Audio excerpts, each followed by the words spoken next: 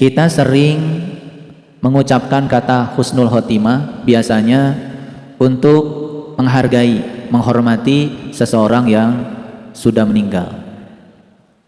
Lalu pertanyaannya, apakah itu layak?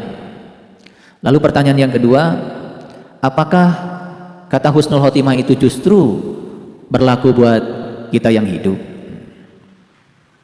Mari kita lihat dari sisi etimologi. Husnul itu kan artinya adalah baik. Khotimah, khatam itu artinya sempurna. Jadi husnul khotimah itu artinya sempurna, baik. Itu kebalikan dari su'ul khotimah. Jadi tidak ada sebetulnya kata-kata pada akhirnya menjadi baik, karena itu adalah kesempurnaan. Lalu kenapa itu sering dipakai untuk doa? Semoga Bapak Ibu atau siapapun menjadi husnul khotimah. Jadi artinya perjalanan hidup orang yang kita doakan itu semoga menjadi baik dan sempurna.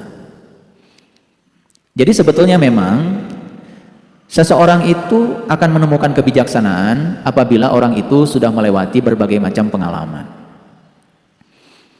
Dan pengalaman itu pasti ada dua kan. Yang pertama pengalaman yang disukai, yang kedua adalah pengalaman yang tidak disukai. Jadi siapa sesungguhnya orang yang husnul khotimah itu? Orang yang tidak lagi membedakan pengalaman yang disukai dengan pengalaman yang tidak disukai, karena dua-duanya terjadi karena kehadiran ilahi. Ketika seseorang itu sudah bisa menerima apapun yang terjadi, sesungguhnya itu yang disebut dengan husnul khotimah.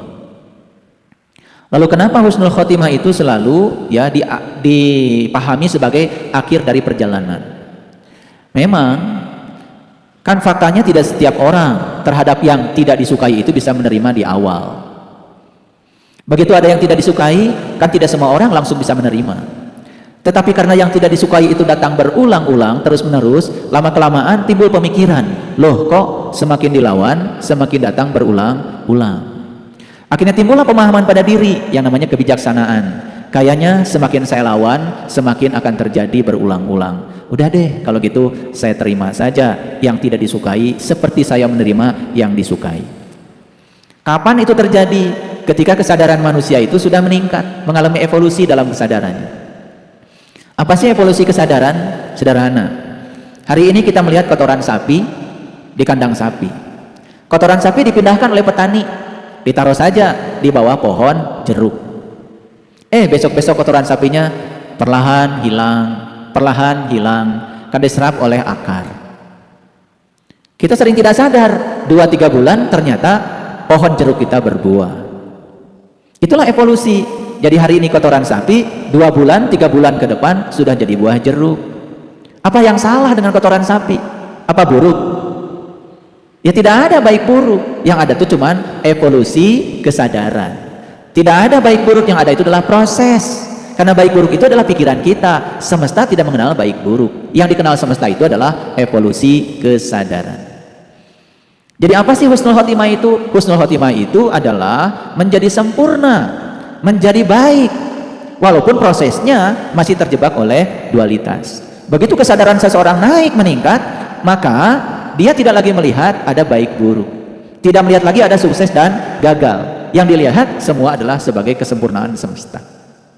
Ketika kesadaran mencapai itu yang disebut dengan husnul khotimah. Kalau begitu su'ul khotimah apa? Su'ul khotimah itu masih terjebak oleh dualitas. Nah pertanyaannya, apakah setiap orang yang mati itu husnul khotimah? Ya tentu tidak. Belum tentu. Itu hanya doa, kata-kata yang diucapkan oleh yang hidup. Apakah seorang yang mati itu mencapai kesadaran seperti tadi, melampaui dualitas? Belum tentu. Apalagi ketika dia hidup, dia sama sekali tidak melatih diri untuk meningkatkan kesadaran bahwa sebetulnya baik dan buruk itu hanyalah ilusi pikiran. Benar dan salah itu adalah kesepakatan pikiran. Kan semua hal dalam hidup itu awalnya juga tidak bernama. Bahkan Tuhan sendiri kan tidak bernama. Yang ngasih nama kan kita-kita juga. Karena kecentilan manusia semua diberi nama. Setelah diberi nama kan kita pusing sendiri. Karena begitu diberi nama, pikiran menjadi terjebak pada nama yang diberikan. Jadi kalau begitu, husnul khotimah itu bagusnya kapan? Husnul khotimah itu harusnya setiap episode kehidupan kita selalu mengantarkan kita pada kesempurnaan sudut pandang kita karena kita mencapai kesadaran. Gunung meletus, tidak ada baik buruk. Sekarang Gunung Semeru memuntahkan erupsi, tidak ada baik buruk. Baik buruk itu karena manusia hari ini rumahnya terkubur oleh lava. Karena terkubur, ada kepentingan kita yang terampas oleh semesta. Kan kita sebut buruk. Itu saja. Tapi yang terjadi itu adalah evolusi semesta. Karena Allah tahu barangkali di daerah sana itu tanahnya sudah kurang subur lagi. Biar petani nanti kalau panen ya bisa kembali lagi menemukan mineral-mineral yang ada dalam tanah. Maka dikeluarkanlah ya energi yang terkumpul di bawah Gunung Merapi itu dihempaskan keluar. Positifnya apa? Positifnya kalau itu terus terakumulasi di bawah kan bisa jadi gempa yang sangat besar. Ya harus dibucatkan, harus dikeluarkan secara perlahan-lahan supaya tidak terjadi akumulasi energi. Jadi yang terjadi hanyalah transisi dari satu keseimbangan pada keseimbangan baru. Itu namanya evolusi.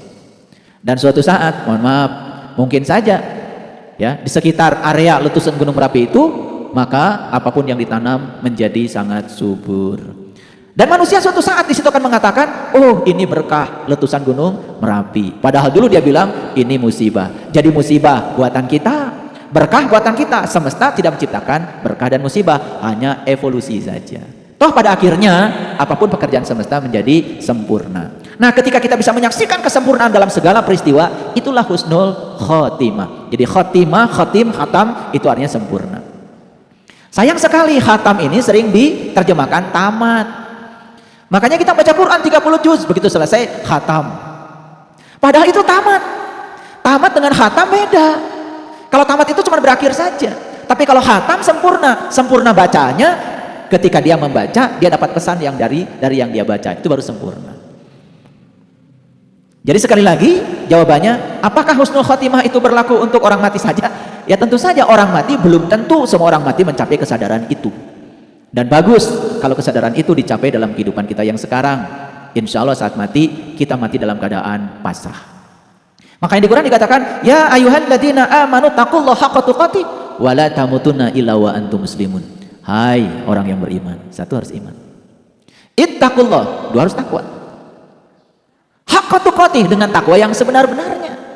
Gimana takwa yang sebenarnya? Takwa yang sebenarnya versi Quran adalah mengambil janji, diangkat kesadarannya, ditunjukkan sesuatu di kesadarannya, dan bisa mengingat apa yang ditunjukkan. La'allakum tattaqun, itulah orang yang bertakwa. Itu secara formal dijelaskan dalam Quran surat Al-Baqarah ayat 63. Nah kalau orang sudah mencapai tahapan itu, maka di dalam ayat selanjutnya, la tamutunna illa wa antum muslimun, janganlah kamu mati kecuali sudah dalam keadaan pasrah. Nah pasrah itu artinya adalah husnul khotimah, sudah bisa menerima apapun yang terjadi sempurna adanya, tidak pernah ada lagi protes, penyesalan dan lain sebagainya.